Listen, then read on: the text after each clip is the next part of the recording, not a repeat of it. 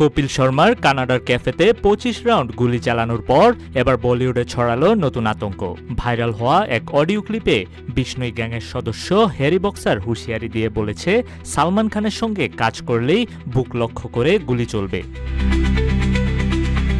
Audio বার্তায় স্পষ্ট করে বলা হয়, বড় বা ছোট যেই হন, সালমানকে নিয়ে সিনেমা করলে নিজের মৃত্যুর কারণ নিজেই হবেন। শুধু প্রযোজক নয়, ব্যক্তিগত বা পেশাগতভাবে সালমানের সঙ্গে সম্পর্ক রাখলেই মুম্বাইয়ের রাস্তায় AK-47 চলবে বলে হুমকি দেয় তারা। কপিল শর্মার ক্যাফেতে এই হামলার পেছনের কারণও জানানো হয়েছে।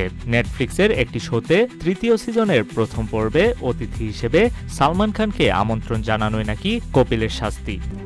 RICL TMX, যুগের পর যুগ স্থাপনা থাকে মজবুত।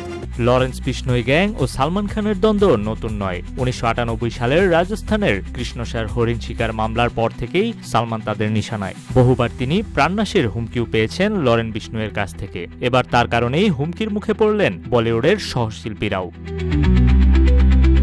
এই ঘটনার আগেও মুম্বাইয়ে দিনে দুপুরে গুলি করে হত্যা করা হয় জনপ্রিয় রাজনীতিবিদ বাবা সিদ্দিকীকে। বিষ্ণুই গ্যাং খুনের দায় স্বীকার করে জানিয়েছিল, সালমানের সঙ্গে ভালো সম্পর্ক থাকার কারণেই হত্যা করা হয়েছে বাবা সিদ্দিকীকে।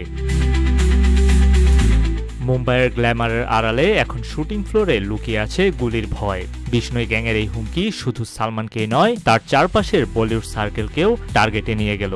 সিনেমা আর মাফিয়া, ভারতে এই দ্বন্দ্ব যতদিন বাঁচবে ততদিন আতঙ্কও শুটিং সেটে সঙ্গী হয়ে থাকবে। এত সব হুমকি সাথে নিয়েই সিনেমার শুটিং চালিয়ে যাচ্ছেন সালমান খান।